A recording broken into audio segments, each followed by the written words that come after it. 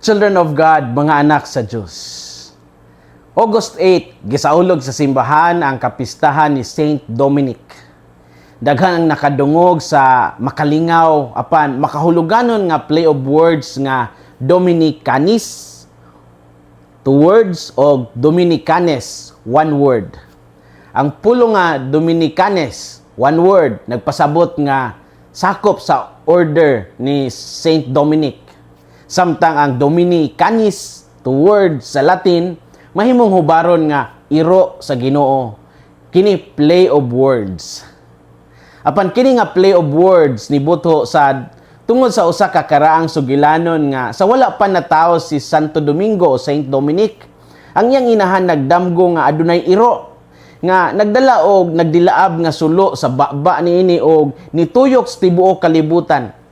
Gihubad kini nga timaan nga ang iyang anak mahimong tigdala sa kahayag sa ebanghelyo ngadto sa tanang nasod. Ang ngalan nga Dominic mismo gikan sa Latin nga Dominicus nga nagpasabot nga iya sa Ginoo o alang sa Ginoo. Ang iyang kinabuhi nagpamatuod nga tinuod ang kahulugan sa iyang ngalan tungod kay iyang gigahin ang tanan alang sa pagwali sa kamatuoran. Hangtod karon ang mga Dominikano nailhan isip mga magwawali nga naghiusa sa lawom nga pagampo o maampingong pagtuon sa pulong sa Dios. Sa ebanghelyo karong adlaw, giduol si Jesus sa usa ka amahan nga nangayo og tabang alang sa iyang anak nga gisakit sa daotang espiritu. Gisulayan na kini sa mga tinun-an apan wala nila mapahawa ang daotang espiritu. Unsay makutlo nato karong adlaw? Unang punto, ang tinuod nga pagtuo dili magsalig sa kaugalingong kusog kundi sa gahom sa Ginoo. Nasubo si Jesus tungod kay bisan dugay na siyang kauban sa mga tinun-an, nagpabilin gihapon ang ilang pagduha-duha. Dili ang gidakon sa problema ang sentro sa ebanghelyo. Ang sentro mo ang gidakon sa ilang pagsalig sa Diyos. Gipahinumduman sila ni Jesus nga if you have the faith the size of a mustard seed, you will say to this mountain, move from here to there and it will move. Matthew 17:20. Sa binisaya pangahubad, kung aduna kamoy pagtuo nga sama kagamay sa liso sa mustasa, makaingon kamo niining bukid nga balhin dinhi og kana mo balhin gajud. Wala maghisgot si Jesus bahin sa kadaghan sa pagtuo kundi sa pagkinabuhi niini. Ang gamay apan tinuod nga pagtuo makahimo og dagkong butang tungod kay ang Dios mo'y naglihok. Dagan sa ato mga problema mura usab og bukid nga lisod kaayong balhinon. Tingali kini sakit, panagbangi sa pamilya, kakabos o kabalakas kaugmaon.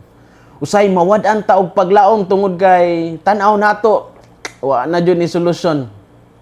Apan ang Ginoo nagahwag ka nato nga dili una mulantaw sa bukid kundi mulantaw sa Dios nga labaw pa sa bisan unsang bukid. Ang tinuod nga pagtuo dili magsalig sa kaugalingong kusog kundi sa gahom sa Ginoo.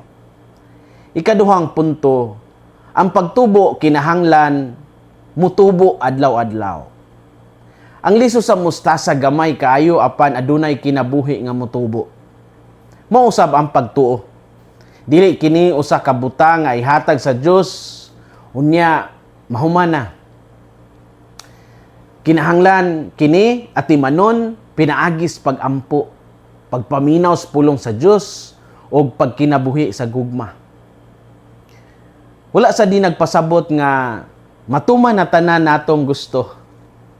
Nagpasabot ni nga kon ang Dios mo'y atong kasaligan. Walay misyon nga iyang ihatag nga di niya usab tabangan. Kung gusto kitang mutubo sa pagtuo kinahanglan magpadayon ta sa pagkat-on ug pagampo. Ang pagtuo dili mulig-on pinaagi lamang sa pagbati Mulig-on kini pinaagi sa adlaw-adlaw nga pagkinabuhi uban kang Kristo. Sama sa tanom nga ganing pirmi nga bisbisan, ang pagtuo kinahanglan sad nga pirming ampingan.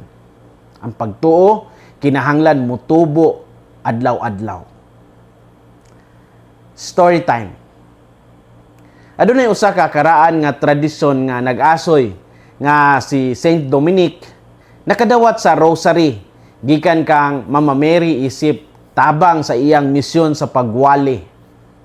Kini nga sugilanon dugay nang nahimong bahin sa devotion sa daghang Katoliko o nakadasig sa maingon ta walay ihap nga mga magtotoo sa paghigugma sa rosaryo. Apan ang mga historians nagpasabot usab nga ang rosary o ang rosaryo sama sa atong nailhan karon inanay ni siya o hinay-hinay nga naugmad no nani say kaugalingon nga development in history sulod sa daghang mga siglo og dili o wala nahimo sa usa lang ka one-time event. Apan bisan pa niya na ang ngalan ni Saint Dominic nagpabilin nga suod kaayo nga nalambigit sa pagpalapad sa devotion sa rosary. Ang iyang order, ang Order of Preachers, adunay dakong papel sa pagtudlo niini ngadto sa katawhan. Ang rosary nahimong usa ka paagi sa pagpamalandong sa kinabuhi, sa kamatayon ug pagkabanhaw ni Kristo, pinaagi sa mga mata ni Maria.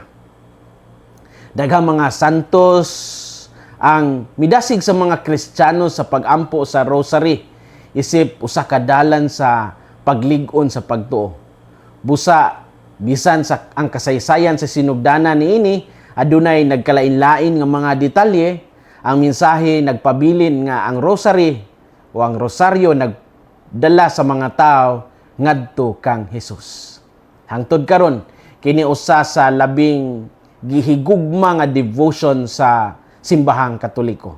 Ug sama kang Santo Domingo o Saint Dominic, gitawag usab kita sa paggamit sa pagampo isip paagi sa pagdala sa uban ngadto sa Ginoo. Children of God, mga anak sa Dios, sayaw tuguting ang kadak-on sa inyong problema maoy magbuot sa inyong paglaom. Himoa nga ang kadakon sa inyong pagsalig sa Dios mao inyong tan-awon. Pakana ang inyong pagtuo pinaagi sa pulong sa Dios ug sa balaang Eucharistia. Ayaw kahadlo kon gamay ra ang imong pagtuo. Wala pa kayo kini nakagamot. Ang Dios makahimo sa pagpatubo niini sama sa liso sa mustasa. Sama kang Santo Domingo hinaot nga pinaagi sa inyong pagtuo. Daghan pa ang maduol kang Kristo. Hinaot nga ang kasing-kasing ni Kristo maghari sa atong mga kasing-kasing. Kini si Father Felmar Castrodes, Fiel SVD, ang inyong magsisibya sa maayong balita. Gikan dinhi sa Radio Veritas Asia, Fairview, Quezon City, the Philippines. Hinumdumi ang kinabuhing Kristiyano, kinabuhi sa pagserbisyo.